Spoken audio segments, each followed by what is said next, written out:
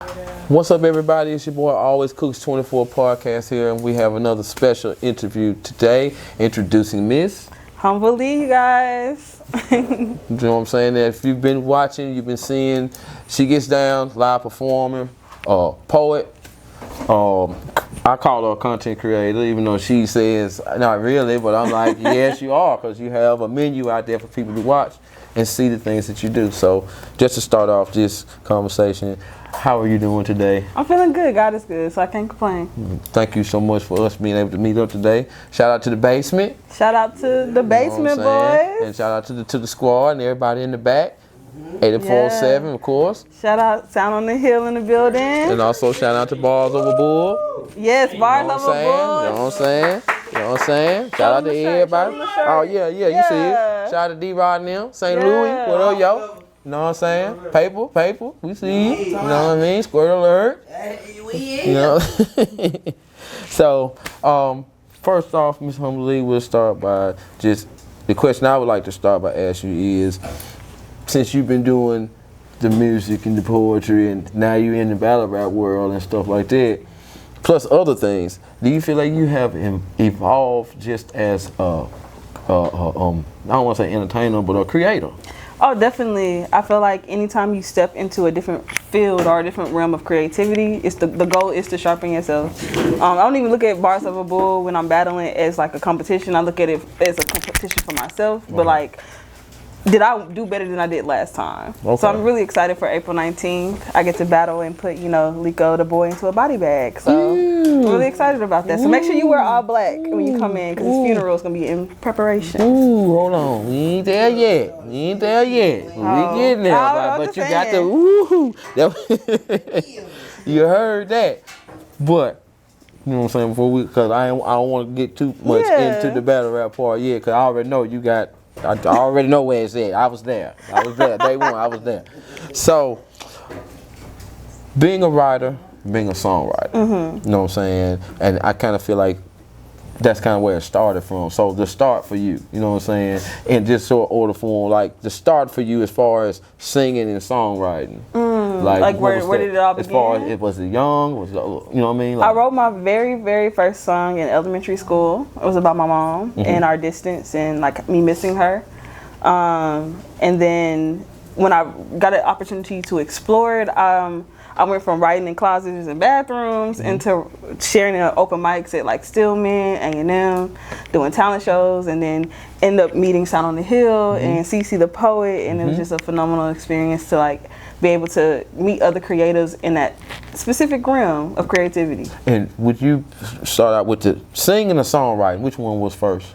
Songwriting for sure. All right. I mean, it comes with both, I feel, but I think that when you get on stage, it becomes both. What was that moment for you when you knew that your songwriting could actually turn into a song that you perform or maybe somebody else perform? I feel like when it came to, I try not to look at it like other people's feedback, but when I started to connect with other artists and they were like reassuring me, I think I've dealt with like struggle of reassurance. And so like to have an audience be so understanding of what I create, that let me know like I'm doing something right, but it always felt good to do. So like it was always a release for me. So that's always kind of how I looked at it first. But seeing other people be like, oh, like when are you releasing this, or when can we see this again? That's when I was like, oh, okay, I'm in the bag somewhere. Okay. So is that what's your antidote for handling feedback, whether positive or negative? Because we all have seen people get positive feedback and they get too far head in the air, and we've seen people get negative feedback and they go damn near underground when it should be a learning moment. You know what I'm saying? Because everybody make mistakes. Everybody don't do everything right. So what's your way of handling feedback? Well, there's two things. One is that like I take feedback with the value of a penny. I mean, it's of value, but it matters if it's of value to me. Okay. So what can I put this to use in? I used to actually wear a penny necklace on my neck, because that's how I always like, it's the value of a penny, mean it's worth something, but it don't mean it's worth everything. So a person's feedback shouldn't be your main priority.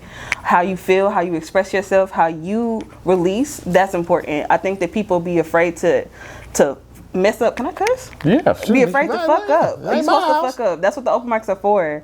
To see what feels right, what's not. You need to critique on, like, you analyze yourself, and then you also sharpen through others. So I look through, when I'm at an open mic, I'm not just looking at like how I did or how I was received. I'm looking at how I'm receiving others. I love being around other people who are creative, other people who are expressing themselves in such a way that like touches me. Because then I'm like, oh, like how can I, like, I don't know, it just gravitates to me to want to sharpen myself. Like, that realm is so beautiful. How about I explore that? So okay. Yeah.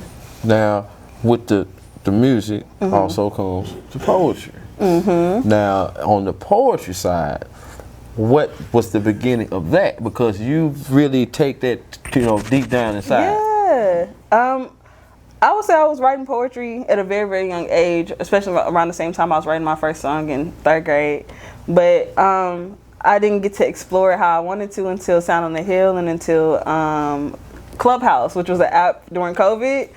And there was like a whole poetry community on Clubhouse, and they just really loved me. And I was like, what the heck is going on? And so I think that like being around other creatives really just showed me like, oh, okay, this is a safe space. I love this. I love this form of expression. And I got to just be more deep into it. And then like being with Sound on the Hill, I was able to be more like spoken word. I also did slam poetry a little bit in college. Really? So yeah. So you make me think of something when you said that poetry, people don't understand poetry. And I ain't gonna lie, hanging around you and Sound on the Hill just gave me a brand new thing, you know, a thought in the head when I see a poem or when I see somebody say a quote, you know what I'm saying, how deep it can go. Yeah. So like, what is, for you, what is poetry? Like, what does it mean to you? It's just a space where my realm is different. I like to think of like when I'm creating, like I'm unlocking cages of self. So I think that I get into more of my inner child. So I don't look at it like this stanza doesn't rhyme or this stanza doesn't make sense. I look at it like, how does it feel inner? So my biggest thing with creating is expression. So if I express myself in the right form and I feel understood, that's what I like to focus on. I don't like to look too heavily into like, is this a haiku or is this just a ballad?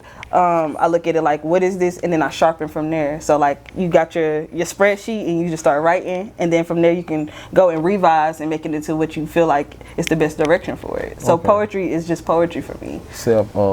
Self-expression. I'm big on that. You're big, so you think you feel like you are anything creatively, of course. Yeah. Okay, got you. And also with the poetry is a lot of emotion. Yeah. And I've seen people do their readings at different places, and some cry, some laugh, some make the crowd laugh, some make the crowd cry, some make the whole room get quiet.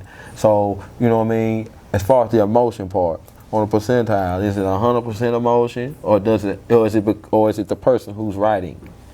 I think it's connection of the writing and the emotion. Okay. A good example is Queen Kiani. I think whenever she touches a stage, the pen is just so digestible, and the way she feels about what she's saying. When you're confident in what you're saying, like her spoken word is everything. Like it just makes me like lure in and be like, okay, everybody shut the fuck up. I need to hear what she's saying. So I think that it's a mixture of both. Okay. Now, being multi-talented, multitasker, how do you equal out your times to be able to work on these projects or be at these live performances? Yeah. How do you work that out for yourself? I'm currently working on time management. It's really important for me now to have a planner. I'm in a space now where I'm getting booked months in advance. Or it'd be like 3 different shows in 1 month, and I'm like, what the heck? But how did it feel to you? Like, you know, at one point you was reaching out trying to be, and now it's months in advance. How, you know? I think God is good. Word. I think that God is intentional when you're trusting the process. It lets me know, it reminds me of the spaces and times where I was feeling unworthy of what I was doing, of my own craft, where I didn't feel heard, when I was really sad about it. But I've learned like what's for me is for me, and God continuously shows me that and continues to show me grace in my own right. And I think that like I've just, when it comes to like the balance aspect, I just trust the process more than anything. I'm just like, okay, I got this going on, so I'll just try to focus in. If I know I have like a battle rap coming up, I'm like, okay, I need to lock in this amount of time to focus on the writing aspect, and then I got to focus on the stage presence. So then if I'm working on stage presence, I might take a break. I do a Pomodoro method where you do like 20 minutes. I don't know if I got ADHD or something. We'll pray about it. But I would do the Pomodoro method where you like work for 20 minutes and then you take a break and you like focus in on something else that like releases your mind and gives you a little more ease, so you don't have to stay in that same mindset. And then you just hop back in for another 20 minutes or 30, just whatever you feel comfortable with, and then you go back and take another break. That's a good way. So how do you preparate yourself for a live performance, as far as like, you have any type of ritual, any type of thing you do minutes before you hit the stage, or lots the day of before? prayer, lots of prayer, that and lots of tea. I don't have a heavy preparation for it unless I know it's like I'm headlining the show. If I'm headlining the show, I'm like, okay, I want it to be to feel like a body of work. So I like to transition my music in certain ways, or like if I know a crowd likes a specific song, I'm gonna be like, oh, I might put this in the middle to keep the crowd engaged. But really, it's all about how I feel when I'm on stage. But I do want to consider the crowd now that I'm building a support system. And yeah. Spontaneous. But like if it's just like could you come and do 2 songs for this much? I'm like, oh heck yeah! Like because I already have like my set songs that I'm confident in. So if you have music that you're confident in, you're like, oh, okay, you know that the crowd gonna mess with this, and or you know who's gonna be present for this, or like if I know the audience, I know what to work with. But if it's like my own show, then I'm like, oh, okay, let me create this somehow. Like let me make it look special, make it feel special, because it is to me. And your creative process, like when you make songs, like or when you go into the studio, or even when you plan on being at a campus with your instrument, like what's your process as far as getting your music together? You know, like, is it an emotional thing? Is it something you've been thinking about? Is it you touching something that's going on in the world? Like, what's your process as far as making a song and making people feel it? I think I'm very delusional. So I feel like that delusion helps with the creative aspect, because it brings out my emotions a lot more. But the more I've engaged into being more emotionally intellectual, I'm learning to like channel that emotion, like what I was feeling. I think when it comes to that aspect, like not being all the way logical, because how you feel isn't always logical. When you're thinking from a logical aspect or an emotional aspect and you're trying to be in the middle, that can be conflicting sometimes. So like if I do create, sometimes it may be from a logical sense, but I love the emotional aspect of feeling something. I love sad music. And my creative aspects for like recording is not my creative aspects for stage. So like when I'm recording, that's more of a safer space, especially now that I'm recording from home. This music is definitely different from like what I share a lot of the time. And it's more intimate to me. So it's a little more special, but like I feel like it's still special to hit the stage for me. Like I still love that. That's still one of my first loves. But yeah, I think that's where I'm at with that one. Do you even deal with writer's block? Do you ever have is that a problem for you? I used to say I don't believe in writer's block. Cause I think that like we're given something and then we'll be like, it just don't fit or it just doesn't work, and we're like, I have writer's block. I still try to push through, even if it feels like I'm stopping myself or I feel like something is holding me back. I like to sit with what is holding me back. Why am I feeling that way? Because there's something within me that feels like there's a hold against me. So I like to fight through that. So I'll literally spar with myself and be like, girl, what's going on with you? So yeah, I try to push through writer's block. I do believe it does exist now, but it's not something that you claim. It's something that you push through. I believe heavily in not being content with what your situation is. And I think that's something that's been repetitive in my life, is being comfortable in a space. You can get comfortable in that writer's block situation. So like I use it as another opportunity to challenge myself. Okay. And then as we chop through that and we get to the battle rap world, how did you prepare yourself for a whole different crowd? Because, so, you know what I mean? Yeah, I used to watch battle rap heavily in college. Like when I was a slam poet, like battle rap was one of the things I just easily like would just go to. My favorite battle rapper was JC, Loaded Lux, Chess, Charlie Clips, and female wise, 40 Bars, Shayna Ashley. So like, I was already interested, you know, and I always already liked the style of it. It wasn't nothing I heavily expressed because it wasn't a space for me to express it in, but other than slam poetry. And so like, but slam poetry, you don't get aggressive with the person, you're seeing who has the best piece, pretty much. But yeah, so I was already into it, and then when the opportunity came about and they was asking, I was like, you know what, I'm just gonna give it a try. And I think it was a form of me to release anger. So a lot of times my stuff don't even be about the person for real. It just be about how I'm feeling about something. So battling the queen, the queen shot, I just feel like exclusive right there. Yeah, She wasn't even rapping about you. She was mad about something else. Now, how do you feel about your performance that night too? I'm very hard on myself, so I'll keep it cute. But I didn't choke. I stumbled. I stumbled a little bit on my piece that I noticed. But overall, the overall aspect, I really enjoyed releasing it. And just being in that light and like seeing it, like I couldn't believe I was doing it, you know. So that's what I was really ecstatic about. Now, like I just actually recently came back from Atlanta. I had got to perform in a space where Geechee Gotti, Hitman Holla was in, so they got to see a different form or reality of who I am. Okay. And so that was really dope. That's a shout out to them as well. Yeah, so, shout out Bars of a Bullshit first. So YK Soup was in the building, he won. So yeah, and shout out Kobe B, plug all of them. STS, yeah. Now, tell your future opponents and the fans what they expect to see when Humbly hit the stage again. I have a joy of writing eulogies, and Liko will have his eulogy. I guess tea will be shed, but so will blood, sweat, and tears. So. Wow. Hey, Liko's a good opponent though. Yes, but I feel like that when I come in, I'm coming different. I'm coming as myself. My pen is cold. I'm confident in that. And it's a 3-rounder. I had to scare him into a 3-rounder. Ooh, she said she had to scare. Please speak on that. So, I got you. Floor is yours. Get to be 3 rounds. Please talk about that. So, pretty much, I reached out to him because I wasn't for sure. You know, this is my second day out here. I was like, do you want to do a 1-rounder or you want to do a 3-rounder?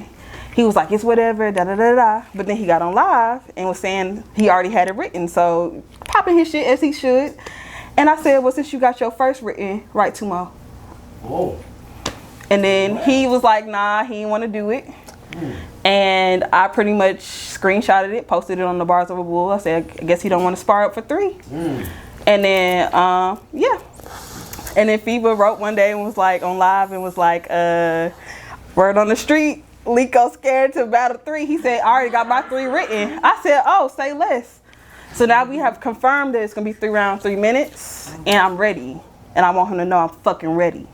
Yeah. Fucking ready.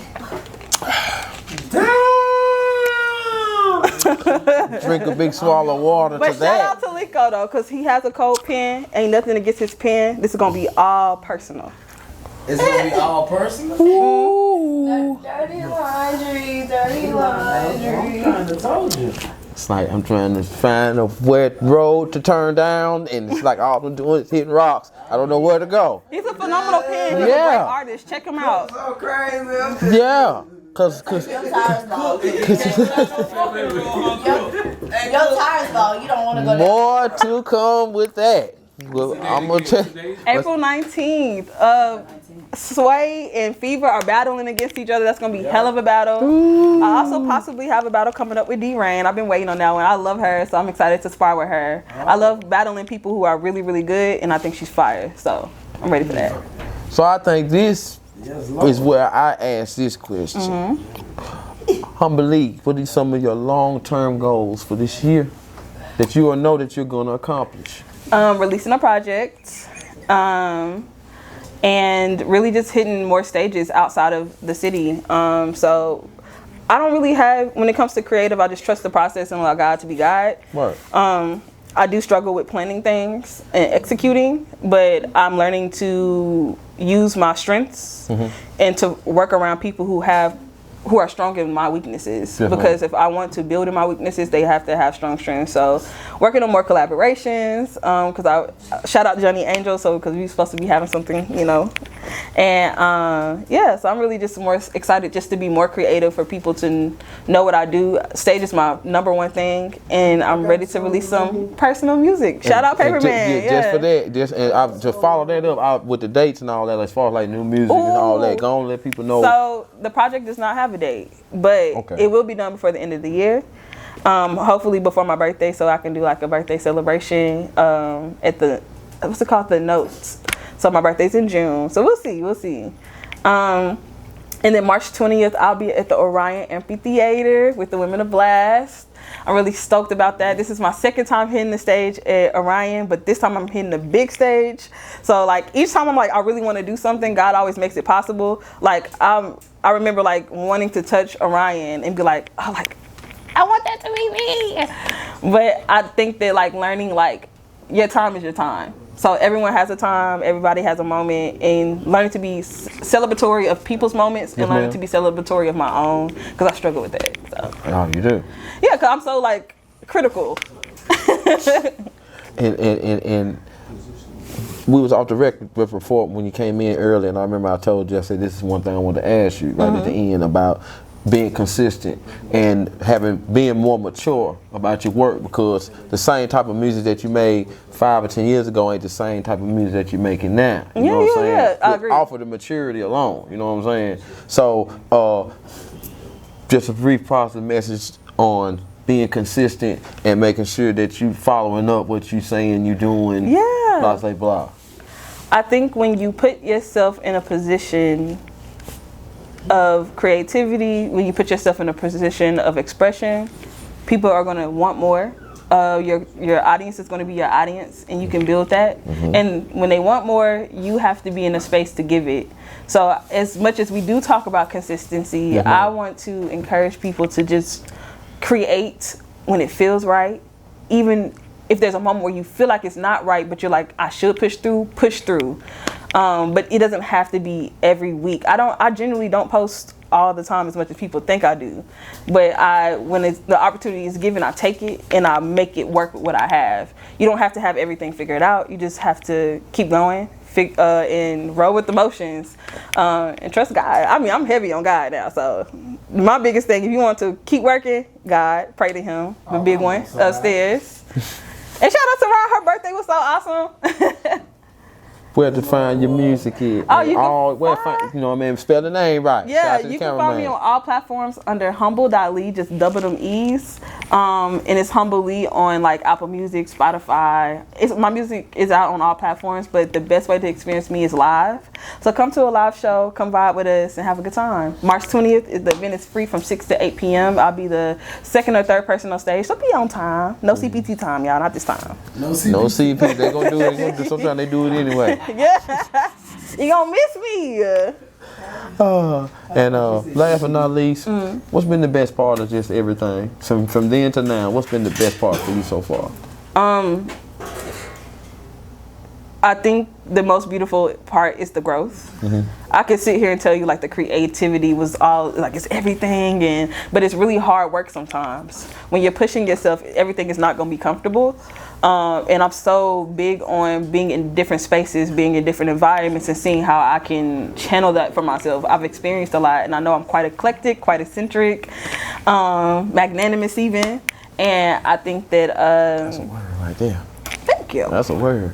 But I think that the best part is the growth, is me as a person. That's really what I'm working on, is evolving as a person and allowing that to flow into my own creativity and embracing who I am also.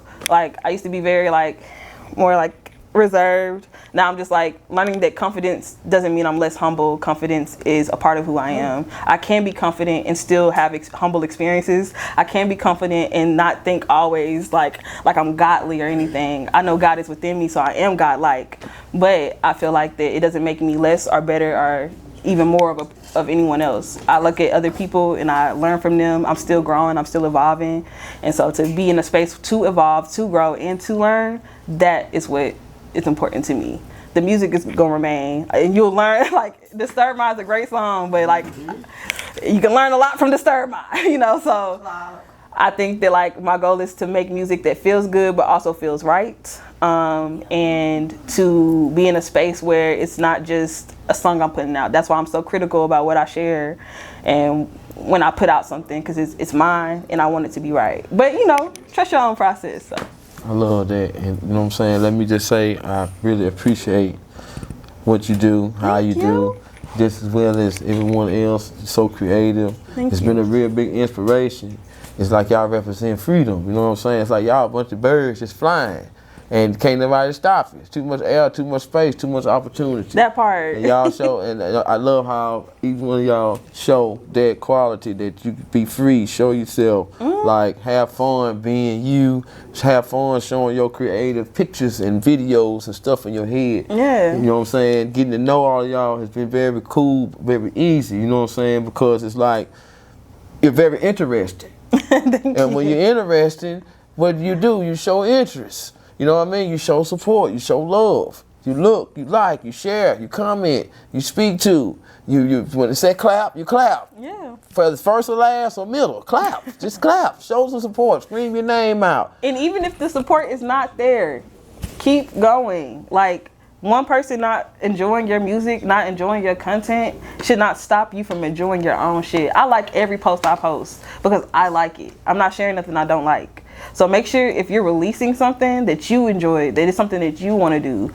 There's going to be people closing doors. There's going to be people politicking. You got to focus on what you're doing, where you getting, and where you want to go. So trust your own process and don't let anybody else's reflection of who you are stop you. You're you. You're that. And with that being said, bless you. You blessed. That's 84.7, Respect the Shooter.